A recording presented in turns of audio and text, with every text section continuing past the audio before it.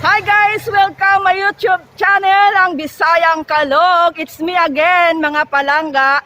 Mayroon po tayong i-interview ngayon. Ito po ay si Kuya Mandy.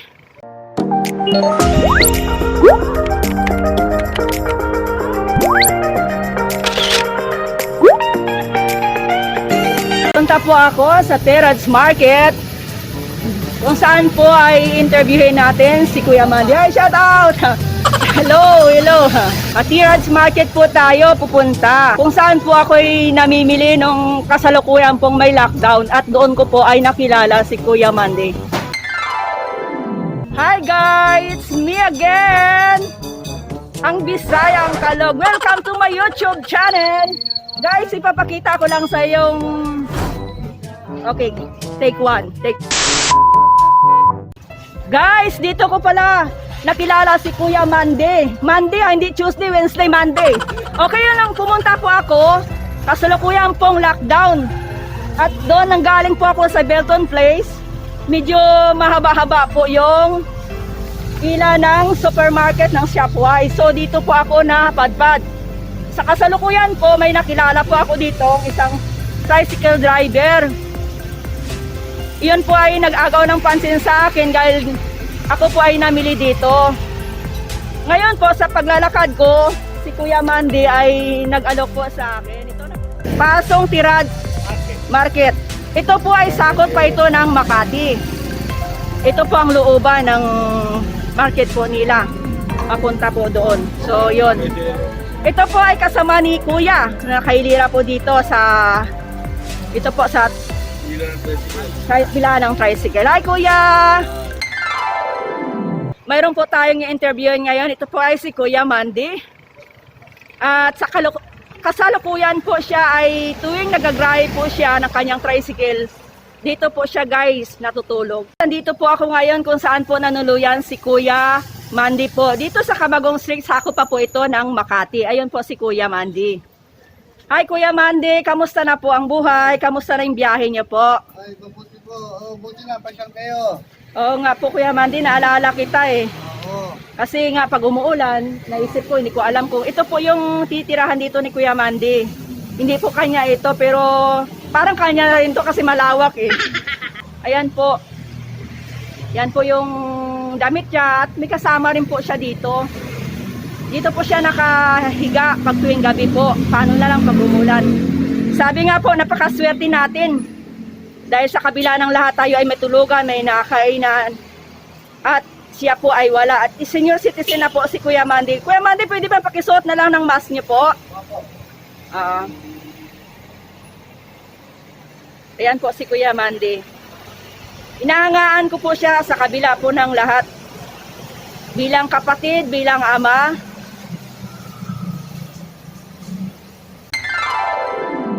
Hi guys! Nandito po kami ngayon sa excuse me, Chowking po. Kasama ko po si Kuya Mandy dahil naiyaya ko po siya ditong magmerienda po kami. Kumain ma lang po kami at makapag-usap po. Yan po si Kuya Mandy. Kuya Mandy, bagay ka lang. Yan po si Kuya Mandy. Ayun na po. Kuya Mandy, bakit nga pala kayo napunta dyan sa Terrace Market? Ganito po kasi, ang dati ko kong trabaho, taxi driver. Kaya nang nag-lockdown ko, nawalan po kami ng biyahe. Kumbaga bago lang po kayo. Opo. Saan po kung taxi driver po kayo, saan po kayo nagbabiyahe? NCR po. Nung wala na po yung biyahe namin sa taxi, meron akong kaibigan na nandito sa Makati na nagdadrive ng tricycle. Kasi wala naman akong source of income. Oo. So, nag-decide po akong text siya.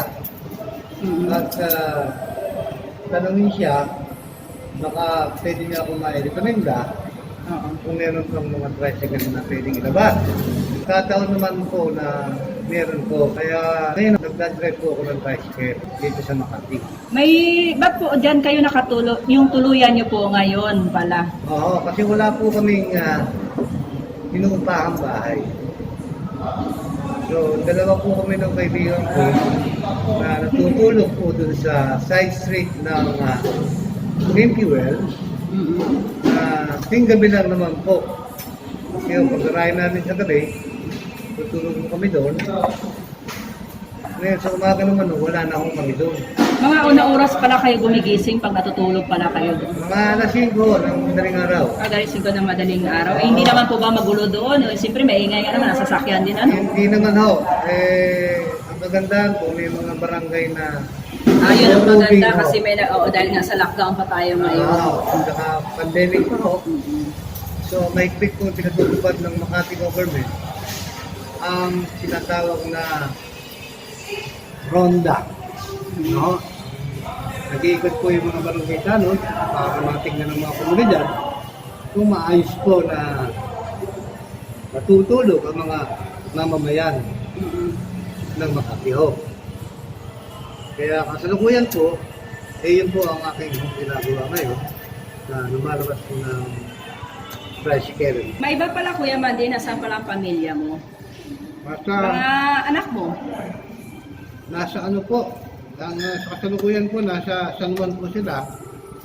Kasama ko yung aking dalawang anak, malalaki. Doon po sila tumutuloy ngayon sa mother-in-law ko po na bahay.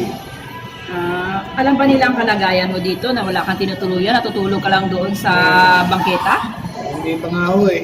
Pero hindi naman ako nakakaluwas ng San Juan. Kasi mahigpit po sa San Juan. Kung balita ako ayaw ko palabasin ng senior doon sa San Juan. Kaya hindi ako po magkaroon ng nakatloob na pumunta doon sa kanila. Yung asawa niyo po pala, Kuya Mandy, wala na ba? Nandun din po kasama ng mga anak ko Nandun din siya sa sinasabi mo. sa San Juan. Oo. Ganun ba? Pero wala na ako kami. Oo, ibig ko nga sabihin, kahit pa paano kasama sila ng mga anak mo. Oo. May iba tayo, Kuya Mandy. Ito ay hindi naman siguro masama kung i-interviewin kita ng personal na ano bang nangyari dyan sa mata ninyo? Na Ngayon, pakita mo Kuya Mandy para makikita mo. Yun, si Kuya Mandy, yung mata niya po, nagkaroon po ng kasi gusto ko din malaman, gawaan din na, siyempre ang nanay ko din ay kailangan ko din ipagamot. So, para magkaroon ako ng idea at paano pa nangyari yan ko, di ba na ipagamot ka o ano? ngayon ito po nangyari. Nung ako po grade 3, mahilig po kami maglaro ng pencil. O yung espadahan. Ang ginagamit po namin espada ng mga araw, yung malita po. Kaya walis tintin. Ay, naku. Broomstick. Delikado. Eventually, I was hit by my Ibig playmate. sabihin, nung bata ka pa pala yan, anong nangyari? Opo, bata pa ho ako, elementary pa ho. Tapos, imagine, grade 3 ka pa pala noon? Oo. Ngayon, nung dinala ako ng mga nanay ko sa hospital, ang sabi ko ng doktor, hindi na ako maibabalik yung dati kong paligid. Yan palang mahirap na daro yung galit. Kasi tinamaan ko yung Ayun po, si Kuya Mandy, yung tindi ko sa COVID, nangyayari po sa ating bansa kayo. Kung tawagin niyo ako nila, pandemic. Pandemic po. Sa Tagalog mo ng pandemic, peste. Wala akong iniwan yan sa na-pesting mga manok o hayop. So happen, na nagkaroon tayo ng peste in terms of virus. Yung napakahirap po ang kalagayan. Marami po mga kasama, mga kilala na wala ng trabaho. Lalong-lalo na ho yung mga silang po ang nagtatrabaho sa isang pamilya. Marami po kasi ngayon na wala ng trabaho. Oo. At maraming kumpanya na ngayon ang sarado din. Yes, ma'am. Bukod po doon, hirap na hirap po yung mga ibang mga katrabaho ko na kumita. Kasi ho, hindi naman dito sa may Kamaynilaan, hindi yung uso dito yung puro hingi. Tama po. Tama yan. Kasi, Lahat ng galaw nyo dito sa Metro kaya nga Manila. po ako ay believe kay Kuya Mandy sa kabila ng lahat, may problema po yung kanyang mata at isa lang, nagsisikap po siya. Kumbaga ay nagsisikap siya para sa sarili niya na hindi ka man kailangan manghimik sa iba o umasa. Gumawa rin siya ng paraan na kahit papano dahil marunong nga po siya mag-drive. So, pinagkatiwalaan din siya ng isa sa kaibigan niya na makapag-drive po ng tricycle at kahit pa paano. Makakasurvive sa pang-araw-araw. Kaya nga po yung nandoon na nakita nyo, no, na doon po siya natutulog kasama po yung kaibigan niya na hiningian niya po ng tulong. Kaya para sa, nagka-interest po ako sa buhay niya, sa kabila po ng lahat, dahil senior citizen na po siya. Kung tutuusin po ay medyo delikado na rin po sa kanya dahil nga sa pandemic po natin ngayon. So, ayun nga po. Kaya ngayon, mas lubos kong naunawaan at naintindihan ko yung kalagayan niya na hinahangaan ko sa kabila ng lahat na magawa siya ng paraan.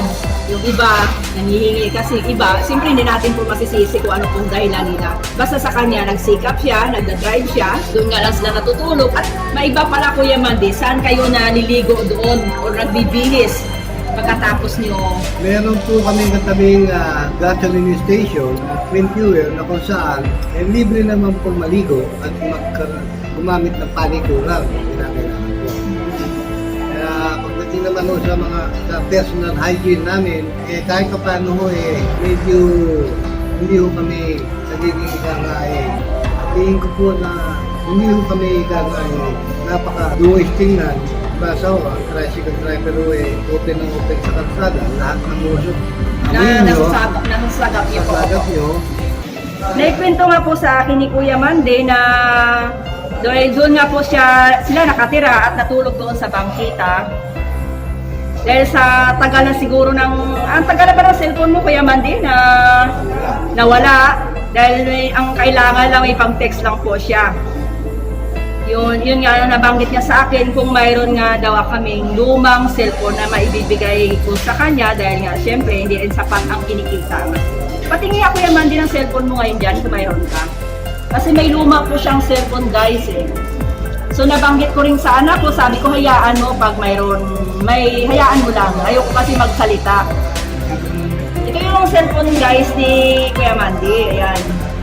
So, dahil hindi naman si Kuya Mandy nagagamit ng kung anong cellphone, ay yung anak ko po ay mayroong regalo po sa kanya. Sagita po. Ito yung regalo po ng anak ko dahil nabanggit ko nga. So, nabigyan si Kuya Mandy ng po yung regalo na Kuya Mandy, pakibuksan mo na lang kung ano yan. Ayan po. Ano pa itong regalo ng akin? Dahil nga, wala nang diway hindi po yan laman. Pakibukas na lang po ang laman. So, kaya,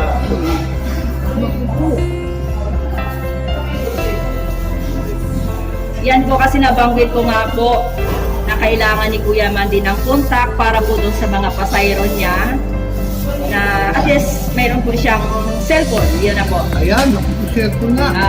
Pakibukas nga Kuya Mandy. Titingnan. May SIM card na po yan sa loob. Andiyan na nilagyan ko na. Wala lang load dyan. Thank you very much. Ayan na po yan. Kasi importante lang po kay Kuya Mandy na mayroon po siyang pang-text. At saka yung contact po sa mga pasayro niya. Kuya Mandy, pasalamat ka na ba sa sponsor natin? Thank you very much, Ma'am Cathy, sa pinagkaloob niyong service sa akin. Napakalaking bagay po ito sa aking buhay at sa pamamagitan nito, magkakaroon ko ng arawan o ikakakoy pang araw-araw na komunikasyon na mga anak. Hanggang ngayon po wala pa mo silang balita sa akin Kung nasaan po si Kuya Mandy dahil nga sa kabila ng lockdown po ay na-stranded po siya dito at hindi naman nagpapalaboy-laboy, kumbaga gumawa rin siya ng paraan na para hindi pabigat sa mga tao at manghihingi. Kuya Mandy, masaya ka ba? Oo naman. At may SIM card na sa loob yan na Globe. May number na rin po siya. Nakuha ko na itong yung charger niya. At saka andito po. Ayan yung number po yan. At yung iba pa po, yung may naibigay ako kay Kuya Mandy na jacket. At saka yung iba pang mga may damit ni Kumot, nakuha nga daw doon sa tinitiran. Ay sa tinutuluyan niya, gawa ng pinita lang po yun. Pero ganun pa man, dahil baka nangangailangan po yata yung kumuha. So okay lang yun at papalitan ko na lang. Nabaliktad doon. Nabaliktad. So yun guys. Gawa nga po na guys. Gawa nga ng hiniram ko yung oras niya. May boundary siya. Alam ko kulang yung boundary. Isang bulan dito. So ibibigay ko po yung 200. Dahil may boundary ko siya. Saan boundary ko yan? 150. So hindi pupunta. Ang pangalan niya po ay Monday Cortez. Hindi po Tuesday, Monday, Thursday. Monday po ang pangalan. So ito na po yung 200 para po sa inyo. Galing po yan kay Cathy. Sa anak ko po yun, hindi pa. Cathy. I hope someday I can meet with them. Sana magkaroon ko kayo ng personal. Makapasalamat ko sa inyo. Personal. Through the help of your mother. At mapapakikita po niyan. Thank you so much sa aming sponsor. Maraming salamat po. At sa God bless po. mag-i-sponsor pa. Po. Na para tuloy-tuloy po yung ating blessing na makakatulong po tayo sa iba. Guys, thank you so much. Guys, please, kung magugustuhan nyo po yung aking ikukwento po ang buhay ni Kuya Manny at yung mga kasama nyo po, please like and share and subscribe my YouTube channel. Thank you so much.